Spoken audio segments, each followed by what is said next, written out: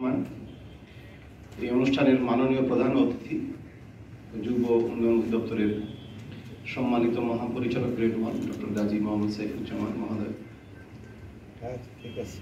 মঞ্চ উপবিষ্ট যুব উন্নয়ন অধিদপ্তরের পরিচালক অর্থ জনাব বিশ্ব ব্যাংকের প্রতিনিধি, অত্র কেন্দ্রের কর্মকর্তা, ফ্যাকাল্টি বৃন্দ এবং পার্টিসিপেন্ট, আসসালামু আলাইকুম।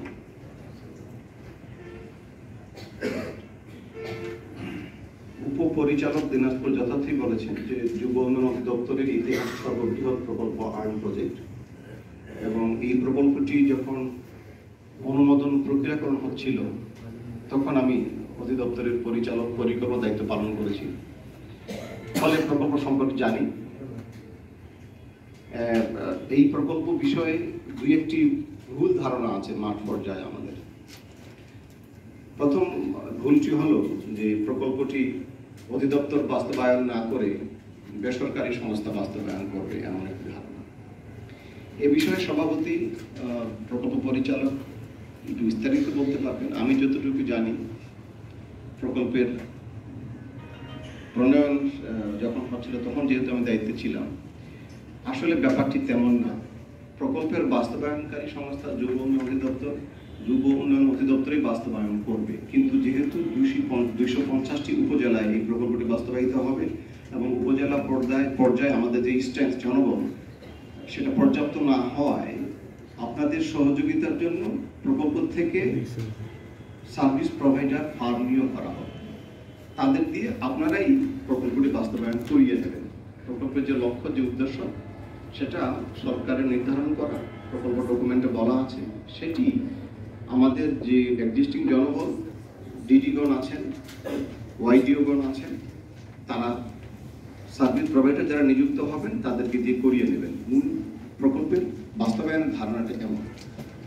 আরেকটি বিষয় সেটা হচ্ছে যে এই প্রকল্পের মাধ্যমে কারা উপকারভোগী হবে, সেটাও প্রকল্পের ডকুমেন্টে সুস্পষ্ট বলা আছে। আজ এই বিষয়ে অস্পষ্টতা যদি কিছু থেকেও থাকে, আপনারা আজকে সারাদিন এখানে থাকবেন। আমি 2.5 বছর অধিদপ্তরে আছি, 2.5 বছর অধিককাল। পিকনিক ছাড়া দাপ্তরিক কাজে জেলা পর্যায়ের সকল অফিসার একসাথে এই প্রথম দেখছি আমি।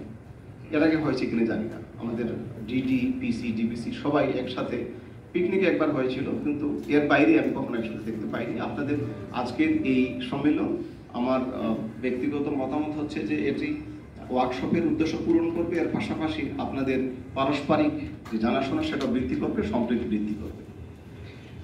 এখন এই ওয়ার্কশপটা আমরা কেন করছি? এটা করতে আমরা বহুদিন ধরে চেষ্টা করছিলাম, বহুবার আমরা উদ্যোগও নিয়েছি, নানা কারণে করা হয়ে ওঠেনি, সমস্যা ছিল নানা রকম। আজকে বৃহস্পতিবার, আজকে আমি ধারণা করতে পারি যে অনেকেই সারাদিন এখানে থাকবেন, অন্তত তাড়াহুড়া করে কালকে ছুটি আছে, পরশুদিন ছুটি আছে, 2 দিন ছুটি পাবেন। এই বৃহস্পতিবার এবং রবিবার মেলাতে গিয়েও আমাদের দেরি হয়ে গেছে। আসলে আমরা চাচ্ছিলাম যে হয় বৃহস্পতিবার অথবা রবিবার যেন প্রোগ্রামটি হয়, যাতে 2 দিন হাতে থাকে, আগে অথবা পরে। সেটাও বিলম্ব হওয়ার কারণ, এটা অনেক আগে হওয়া উচিত ছিল। এই প্রকল্পের অন্যতম একটি কম্পোনেন্ট হচ্ছে ইনস্টিটিউশনাল ডেভেলপমেন্ট, অর্থাৎ আমাদের যে প্রতিষ্ঠানগুলো আছে সেগুলোর প্রাতিষ্ঠানিক একটু উন্নয়ন করতে হবে। এইটা করতে গেলে আমরা কিভাবে করব? হেডকোয়ার্টার্স কিংবা প্রকল্পের পিআইইউ ঢাকায় বসে আমার বরগুনা জেলা অফিস কিংবা ওয়াইটিসিতে কি প্রয়োজন সেটা তাদের পক্ষে জানা সম্ভব নয়। আসলে কাজে আপনাদের কাছে আমরা শুনতে চাই, আপনারা কিভাবে প্রকল্প দপ্তরকে শোনাবেন সেটাও আবার একটা জটিল অবস্থা। আমরা যদি লিখে দিতাম যে আপনারা লিখিতভাবে পাঠিয়ে দেন, তাহলে কিভাবে লিখবেন সেটা যেন সমস্যা না হয়, সেই জন্য কিভাবে চাইবেন, কিভাবে আপনাদের প্ল্যানটা প্রকাশ করবেন, সে কারণে একটা আউটলাইন মনে হয় আপনাদের দেওয়ার চেষ্টা করা হয়েছে। এবং আজকে এখানে কনসালটেন্ট যারা আছেন তারা এই বিষয়ে বিশেষজ্ঞ, তাদের মতামত নিয়ে, পরামর্শ নিয়ে আপনারা কনসার্ন জেলার পিসি কিংবা ডিপিসি, তার সাথে ডিডি মহোদয় একসাথে বসবেন। আপনারা এখন সারাদিন থাকবেন, উভয় আলোচনার মাধ্যমে তাদের কাছ থেকে গাইডলাইন নিয়ে একটা সুন্দর প্রস্তাবনা দিয়ে যাবেন, যেটা একটা কমিটি করা হয়েছে। ডিজি মহোদয় কমিটি করে দিয়েছেন আইডিপি বিষয়ে, আমি সেই কমিটিতে আছি সভাপতি হিসেবে।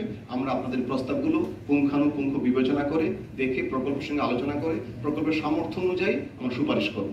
সেই সুপারিশের ভিত্তিতে যে ব্যয়টা আপনাদের জন্য বরাদ্দ থাকবে আপনারা তার মাধ্যমে আপনাদের ওয়াইটিসি কিংবা জেলা অফিস যেটাই হোক সেখানে উন্নয়নমূলক কাজ করবেন।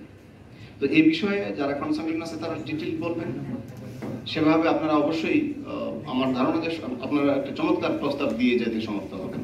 তো আমি আর আমার বক্তব্য বৃদ্ধি করতে চাই না, আমি কৃতজ্ঞতা প্রকাশ করছি এখানে সাভার আমাদের কেন্দ্রীয় মানব উন্নয়ন কেন্দ্র আছে অধ্যক্ষ সাহেবের প্রতি, কারণ তিনি ছুটিটি করে দিয়েছেন বলে আমরা আপনাদের সাথে এখানে একসাথে মিলিত হতে পারছি।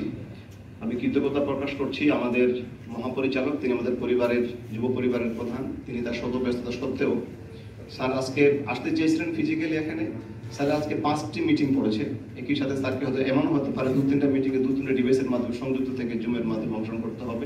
মন্ত্রণালয়ে ফিজিক্যালি যেতে হবে 2টো মিটিং আছে স্যার আমাদের সাথে আছেন প্রধান অতিথি হিসেবে, স্যার নিশ্চয়ই তার দিক নির্দেশনমূলক বক্তব্য রাখবেন। তো স্যারের বক্তব্য শুনবার জন্য অধিক আগ্রহ অপেক্ষা করছি আমরা। আপনাদের সবার মঙ্গল কামনা করছি এবং আজকের এই কর্মশালাটার সফল একটা সমাপ্তি হোক।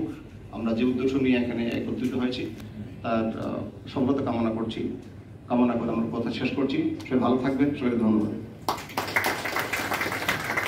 ধন্যবাদ স্যার আপনার গঠনমূলক বক্তব্যের জন্য।